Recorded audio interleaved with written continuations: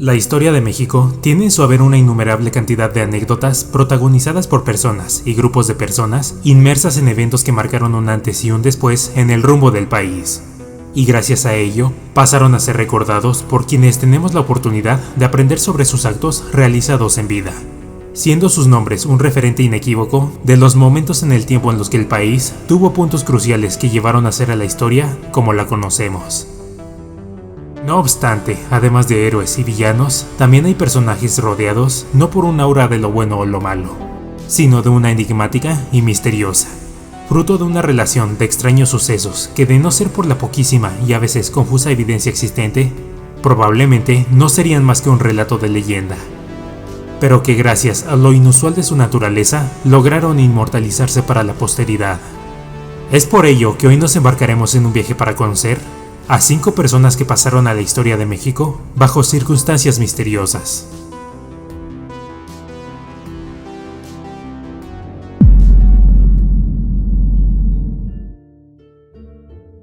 10B.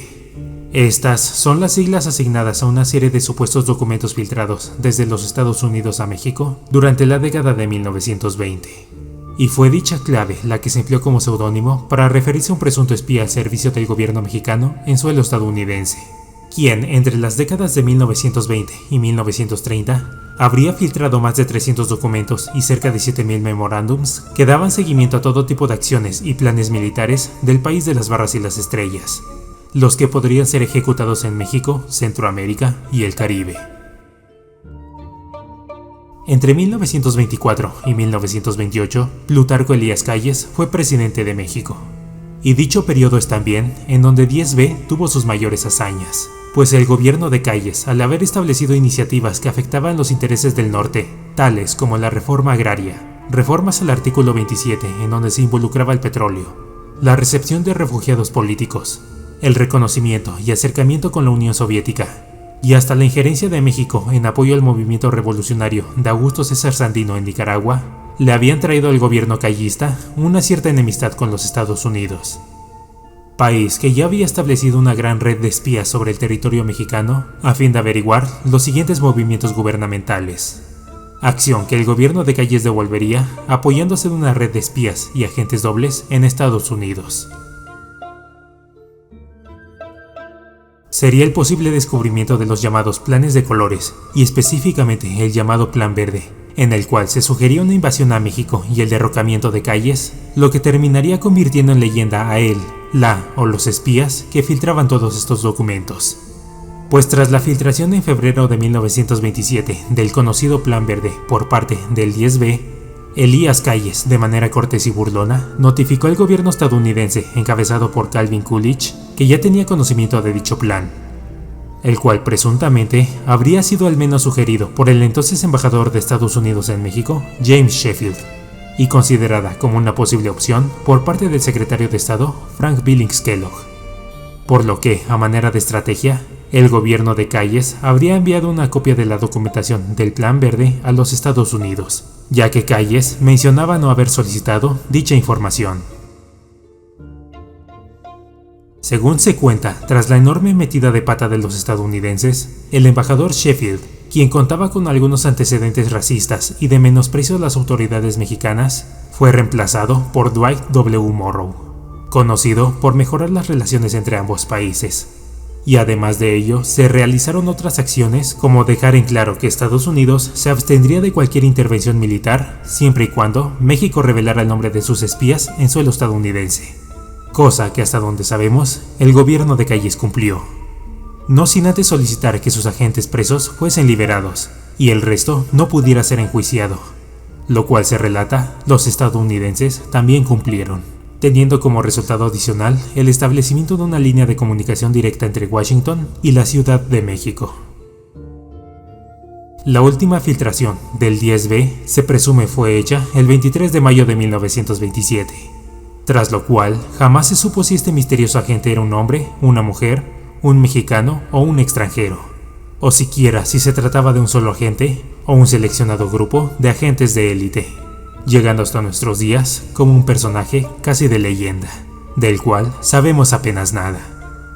quedando esta anécdota como una de las mayores muestras de la poco conocida labor de inteligencia y espionaje exterior del gobierno mexicano.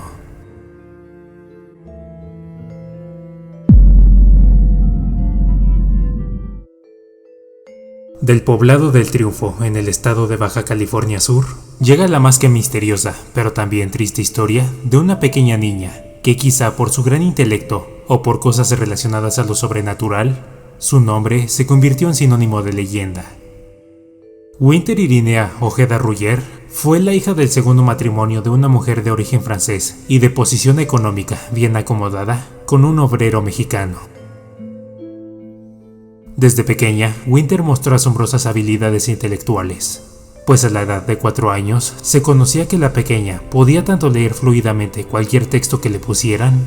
hasta hablar perfectamente, además del español, los idiomas alemán y francés, y un par de años después, también el ruso y el mandarín.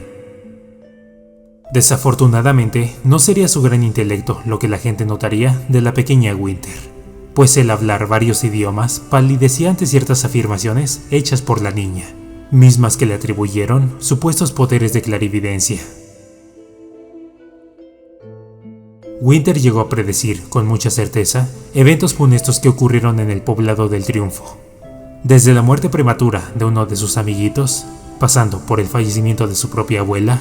hasta la llegada de un poderoso huracán en 1939. Mismo que se relaciona con la gran inundación de Cabo San Lucas y el gran ciclón de Long Beach de ese mismo año. Sin embargo, fue cuando la niña predijo la caída del techo de una iglesia lo que generó la fama que terminó en desgracia. Pues según se cuenta, un día la niña despertó asustada relatando un sueño en el que un techo caía en escombros.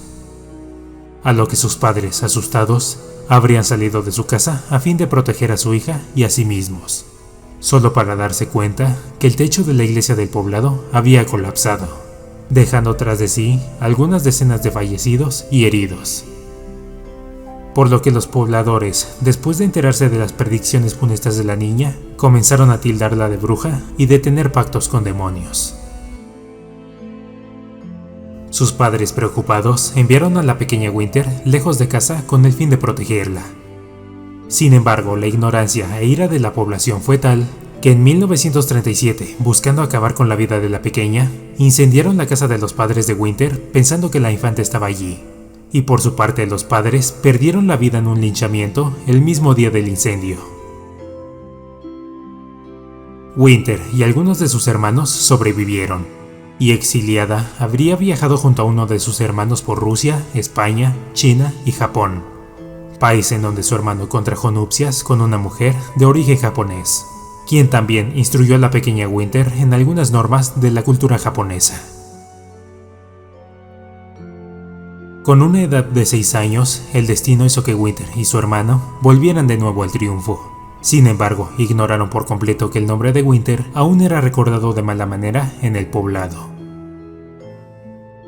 No se sabe si por órdenes de la policía del lugar, fanáticos religiosos o la pura ignorancia de algunos habitantes del pueblo, el 3 de octubre de 1940 significó uno de los peores episodios en la historia del Triunfo, pues por la razón que haya sido, la pequeña Winter, después de no ser hallada en su habitación, fue encontrada sin vida y con evidentes signos de violencia cerca del lugar de donde vivía con su hermano. Crimen que más tarde se descubrió fue hecho a manos de un hombre que tras ser enjuiciado fallecería 2 años después de cometido el terrible acto. Pasados algunos años, y según por órdenes de la esposa japonesa del hermano de Winter, una pequeña capilla fue edificada en el mismo lugar del fallecimiento de la niña en su honor. Lugar a donde se considera muchas personas acudían a pedir milagros y otros favores. Por su parte, se relata que de vez en cuando aún es posible ver al espíritu de la pequeña Winter deambulando por el pueblo del Triunfo, vistiendo los hermosos vestidos que solía portar en vida, o que también se le suele escuchar tocando el violín, quedando estos relatos como recuerdos del trágico misticismo que llevó a la pequeña Winter a ser víctima de la ignorancia.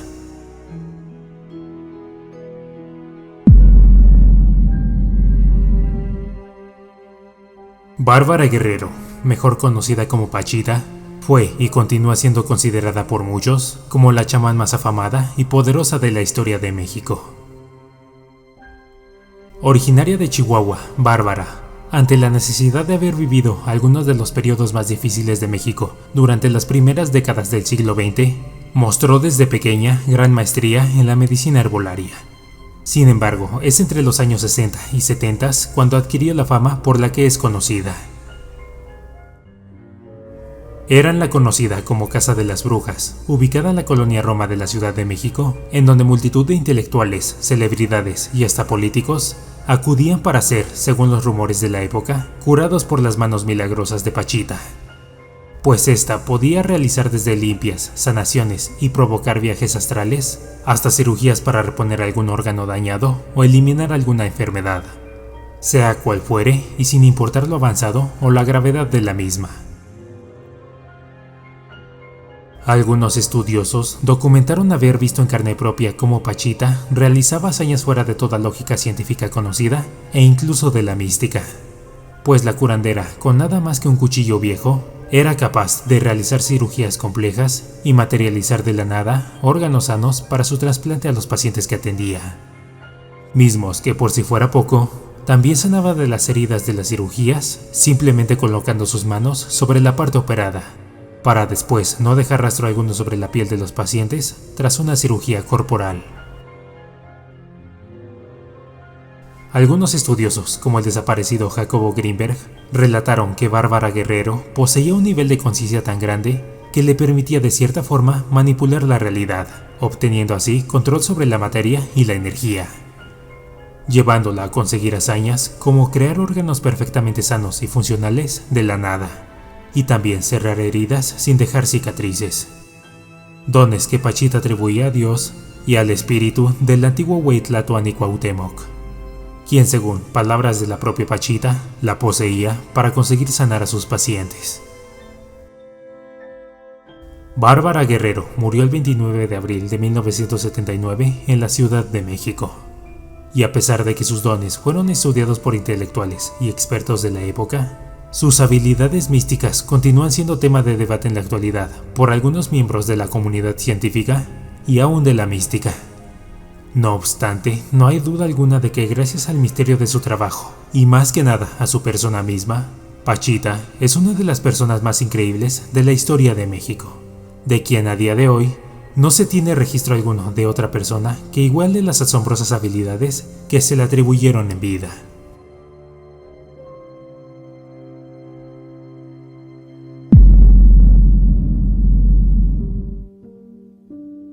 Corrían los últimos días de octubre del año 1593 en el puerto de Manila, Filipinas.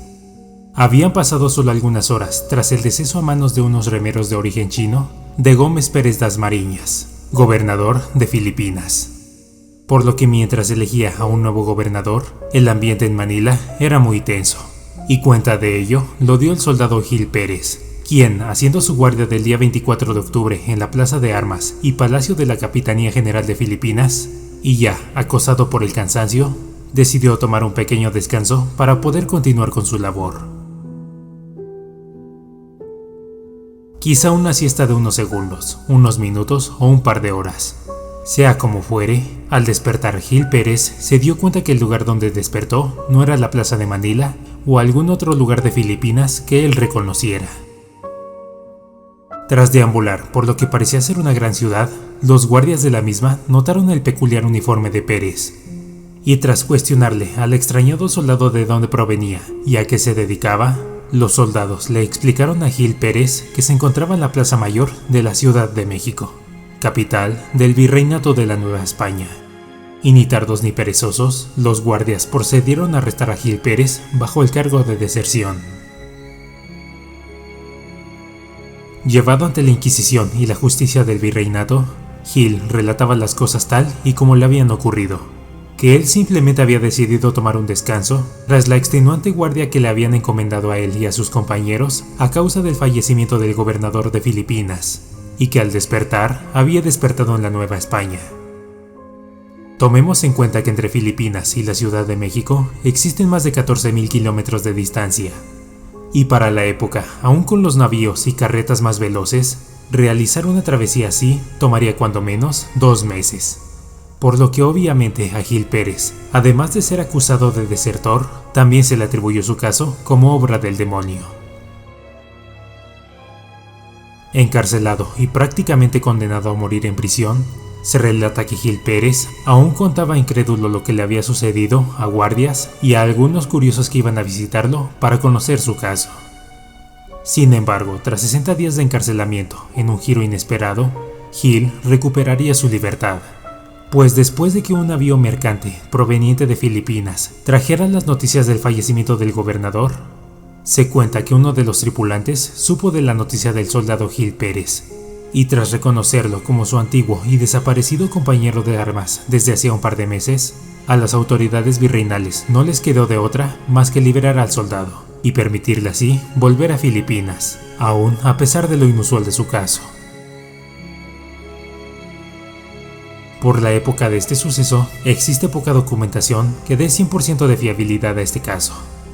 Sin embargo, escritos como Sucesos de las Islas Filipinas, de Antonio de Morga, o Conquista de las Islas Filipinas, de Fray Gaspar de Agustín, retoman la curiosa historia del soldado teletransportado. Documentos que han sido retomados por varios escritores tratando de averiguar más sobre el extraño suceso, y si efectivamente se trató de un caso excepcional de teletransportación, conspiración e inclusive una abducción. Sea como sea, ¿qué harías tú si después de un día estresante y cansado decides tomar una pequeña siesta y despertaras a miles de kilómetros de casa?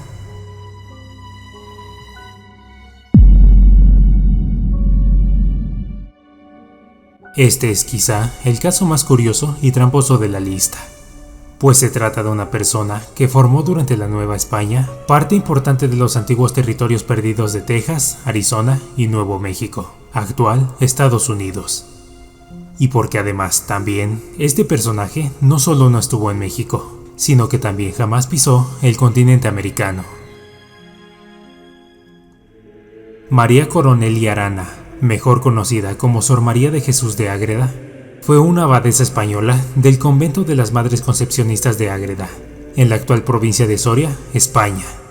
y se hizo particularmente famosa después de que algunos frailes en América, como Fray Antonio de Benavides, relataran que mientras algunos de sus compañeros religiosos eran hostilizados y rechazados por los apaches en sus misiones evangelizadoras al oeste del norte de la Nueva España, en los territorios cercanos al Río Grande, numerosos nativos acudían voluntariamente a evangelizarse con los frailes franciscanos, cosa muy extraña.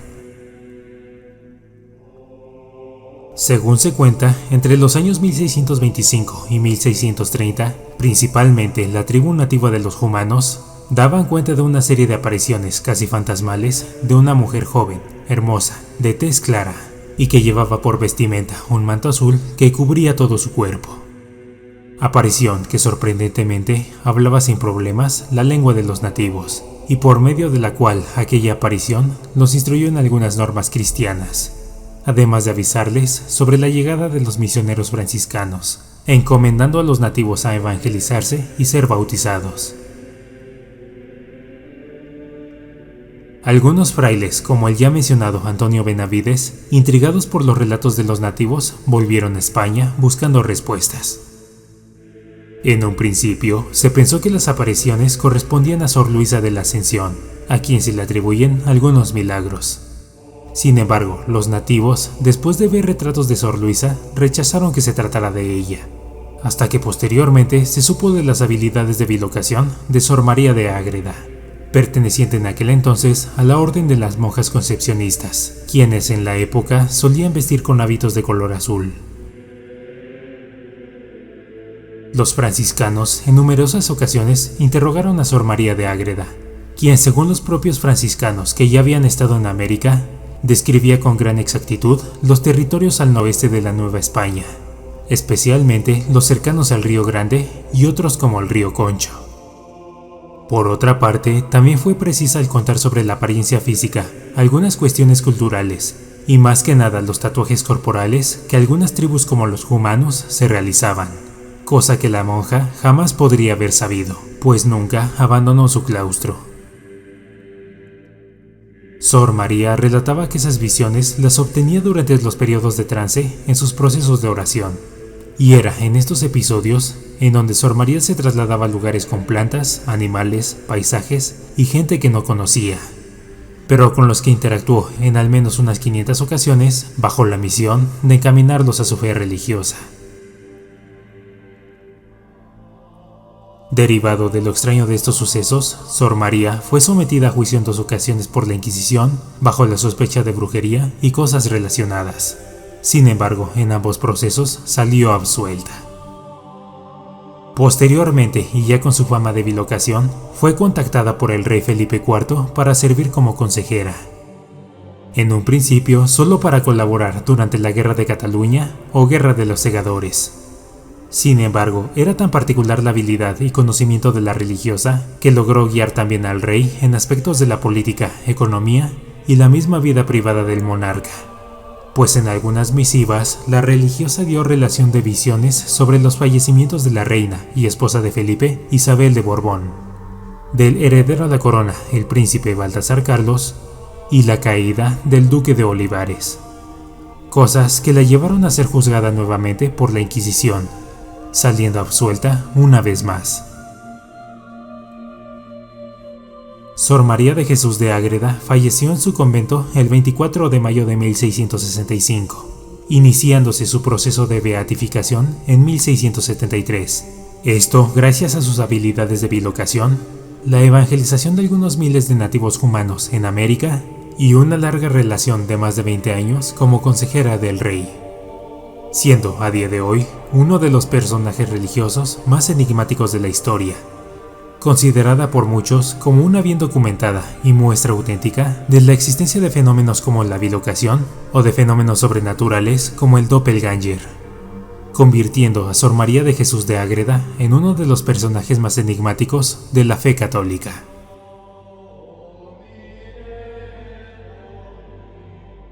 Cuando se habla de personajes misteriosos, la gran mayoría pocas veces logran escapar de la frontera de la ficción y la fantasía.